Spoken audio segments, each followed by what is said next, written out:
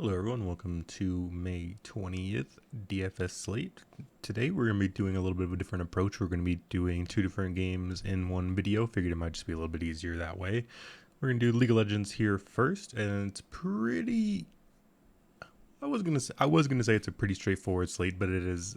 It could be pretty interesting, and I'm pretty excited for this one. So it is 6 games. Every team plays twice, so we're definitely going to have to keep that in mind of who's playing who here. We, of course, need our teams to win both games. We'll be looking at all the stuff coming up here soon. So pretty interesting one. And right off the jump, obviously, we're going to be looking mainly at RNG and T1. RNG starting against Evil Geniuses and G2. So two pretty winnable matchups there. I would have them pretty heavily favored. As you can see, they're minus 1,000 versus EG, minus 250 versus G2. T1 also played G2, and then they go against PSG Talon. T1 is a very big favorite in both of those games, obviously. So that's something to keep in mind. So I think it's pretty likely that RNG and T1 go 2-0 here. They are the two gigantic favorites, I think, of course, when it comes down to the odds here. So that's another thing to keep in mind. The next option up, I guess, would probably be Saigon Buffalo. They have two very winnable matchups here. They're slight underdogs against PSG Talon, and then they're slight underdogs against Evil Geniuses as well. I think these are two very winnable matchups for Saigon Buffalo. I've actually really been impressed with this team. They're probably one of my favorites in terms of team I'm looking to get a good amount of action on, or a team I'm looking to get action on in this little group stage here that we have. They're one of my favorites for sure, and this is a very winnable matchups here for PSG Talon against PSG Talon and Evil Geniuses. Unfortunately, it kind of ends there when it comes down to usable teams. I think G2 have a death matchup here. They're going against T1 and RNG, two relatively winnable matchups, but it's still pretty tough for them for sure. Evil Geniuses, they go against RNG and Saigon Buffalo, so one guaranteed loss in my opinion, and then one winnable matchup. PSG Talon, they have a winnable matchup against Saigon Buffalo, but then they're also going against T1, so it's very unlikely, I think, for them to go up 2-0. When we're looking at teams who will win both their matches, have decent scores, I think it is going to be RNG, T1, and Saigon Buffalo.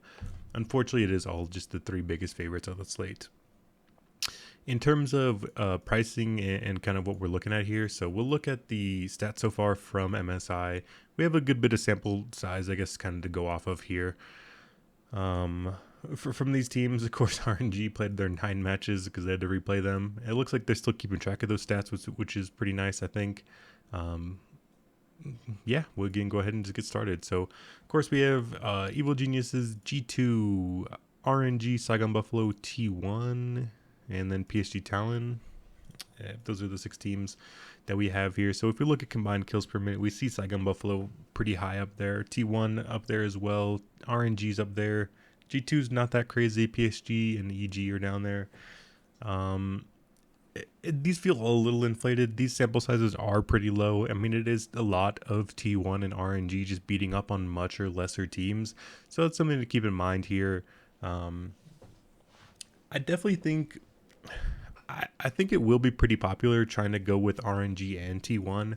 I don't know how many people are going to go down to Saigon Buffalo. They are the cheaper option of the two, but even then, I don't think you can get in a decent mid captain or AD carry captain with Saigon Buffalo. So I'm not sure how this slate is gonna break down necessarily in terms of where people are gonna go.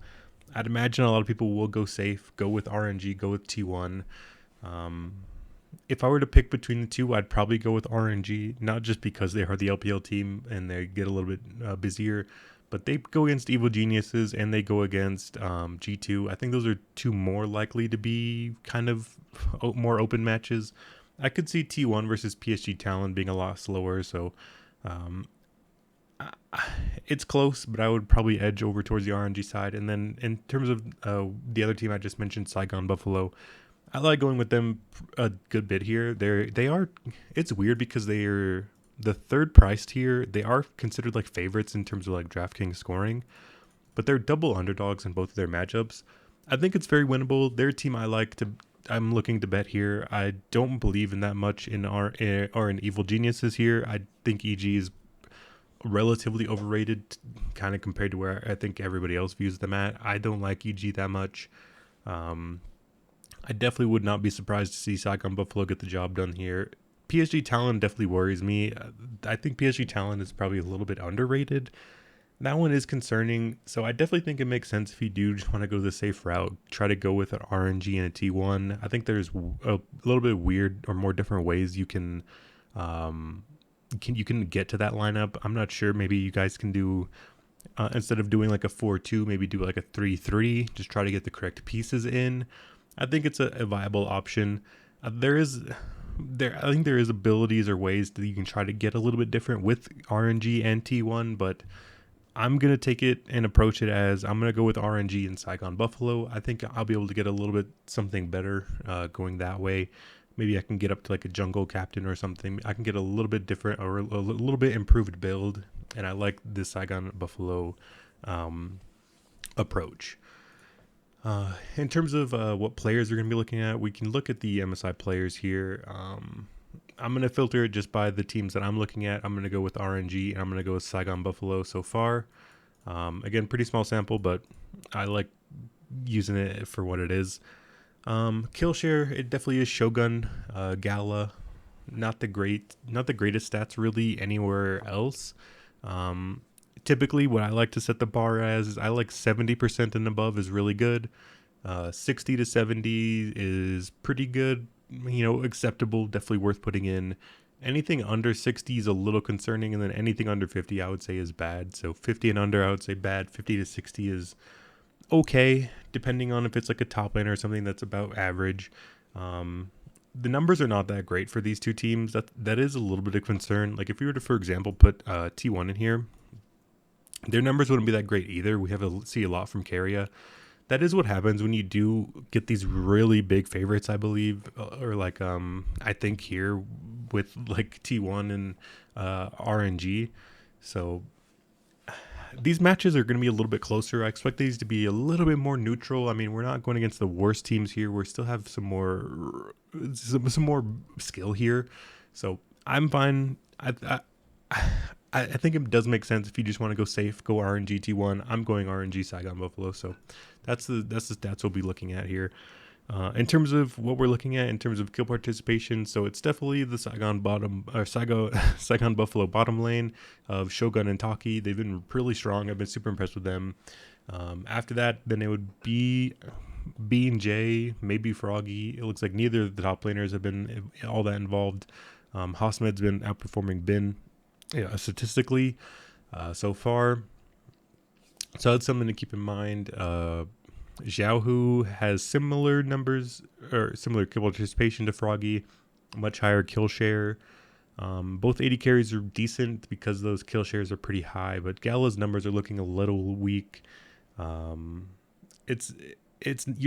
not loving what I'm seeing here. A lot of the roles and stuff are pretty close.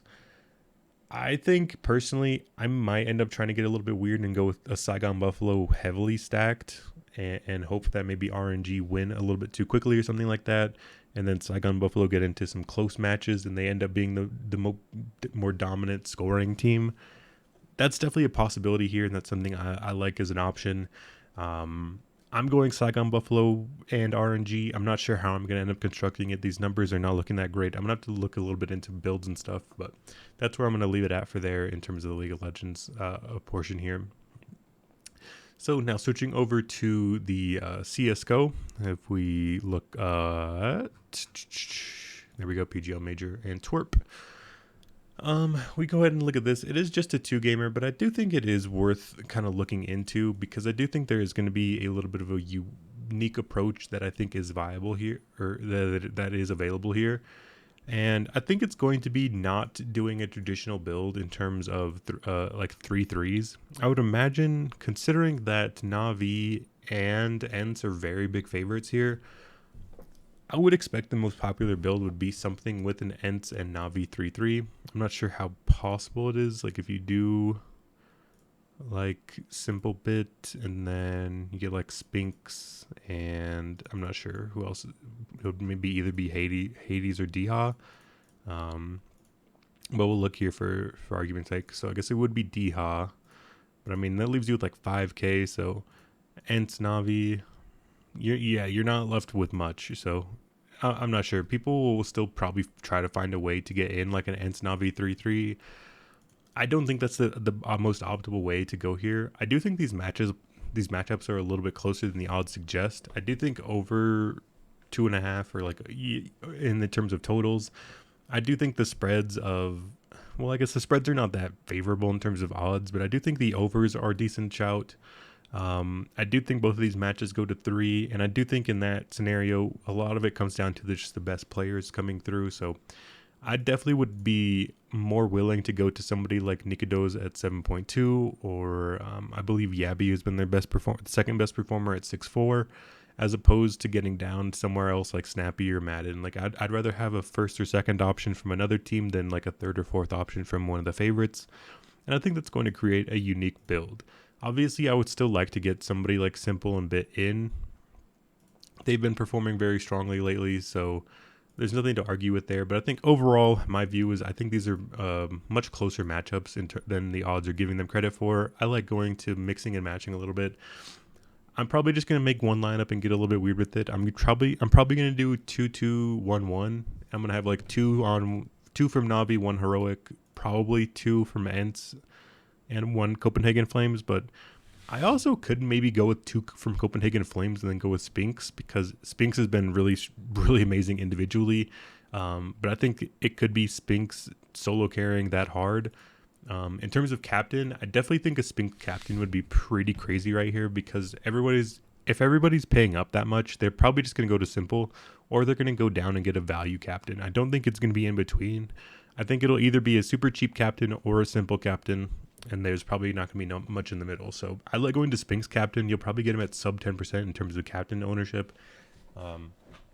He definitely has that ability. He's shown some pretty crazy stuff so far. Yeah, I just think these matchups are a little closer than the odds are looking at. I just feel like it's a little odd to kind of look and see how those things are shaping up. So we'll look at the how the players have been getting on as of recent. I'm gonna sort these just by the major stats, just because I do want to look at like a super condensed sample size of how they're performing very recently. We'll look here and see if anything stands out. So Spinks, I guess Diha has been stepping it up pretty heavily here. It has been Nikados and Xiphon at 1.1. I wonder, he's pretty cheap, 5.8. I don't know if I want to get there though. When it comes to Navi, it has been Bit, Perfecto. Simple hasn't even been that crazy, although I definitely wouldn't put too much stock into that. Stown, Cadian, Shush. Looks like Tessus has been a little bit mediocre, and then Refresh has been down at the bottom. So that's something to keep in mind here. We'll go kind of series by series. First up is the Ents big favorites over Copenhagen Flames. I definitely think it's fair to get Spinks, Diha, and then maybe like a Nikados in. That doesn't save you that much in terms of salary. That's still pretty expensive for that trio there. I think if you do want to go Spinks and then Nikados and Xiphon, or Nikados and Yabby, those have been the two best players. I mean, this is a super small sample size I'm setting, so you could definitely get a little bit different here. I mean, most of this is just from this one series here. Yeah, Xiphon did all of it in one series. Yabby's been a little bit more consistent, so I wouldn't put too much stock into that Xiphon numbers. I would say it's probably Nikados, then Yabby. Those would probably be the ones I would look at. I would expect you can get them pretty low owned as well.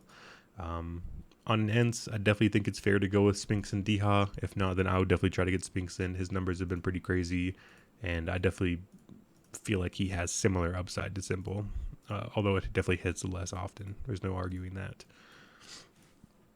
Heroic Navi, it's pretty hard to see anything but a Navi win here, although I do think these teams are very similarly skilled. I definitely think this is close. It sucks that this match is a quarterfinal, because I definitely think it could be a semifinal.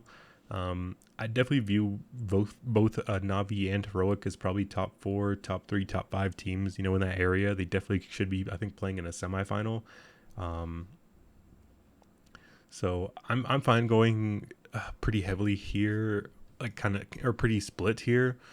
When we look at the heroic side, we could still see that Shush and Cadian are pretty underpriced. 6-2 for Cadian, I think is definitely getting fine getting to. Geez. I think Shush at 5-4 is definitely fine getting to. We know from the Navi side, Bit's been crazy. It's a little crazy that we look at a Navi stat and we don't see Simple at the top. I obviously would not expect that to continue, but if we look so far, Perfecto, Bit, Simple, they've been pretty good. I mean, that's a little bit of an understatement. They've been really strong. We look at their individual matches so far. Bit has been consistently performing extremely well. Definitely something keep in mind. Perfecto just had a really, really strong series against Nip. I wouldn't put too much stock into that, but it definitely is worth noting. And then, of course, we know Simple. He's been pretty good. He hasn't been Simple, but I definitely wouldn't count that out as something that's going to happen often. So, in terms of what I'm thinking, I definitely think it would be Bit and Simple. I think people will go to Perfecto, but I'd honestly maybe like to go down to Cadian instead. I think it's similar where I'd rather have the first option on one of the other teams than the third option on one of the favorites. So, I'm fine going with Simple, Bit, and Cadian. And keep that same kind of line of thinking, I think, on the other series. So that'll be it for me today. Again, probably gonna. I'm not sure about this format. We'll see. If you guys have any feedback on it, let me know. But hopefully, we got everything out there that we needed to for both of these games, and I think that'll be it. It'll be pretty interesting. Again, major quarterfinal here, so very excited for that. I'm gonna be enjoying this, but I think there is ways to enjoy this slate here and get a little bit weird on the two gamers. And you guys know I typically don't make video on 2-game CSGO slates, but again, I think there's opportunities here, so that'll be my approach, and hopefully it pans out for us. So that'll be it, and I will see you guys probably tomorrow for League. I can't imagine there'll be one for CSGO, but we'll see.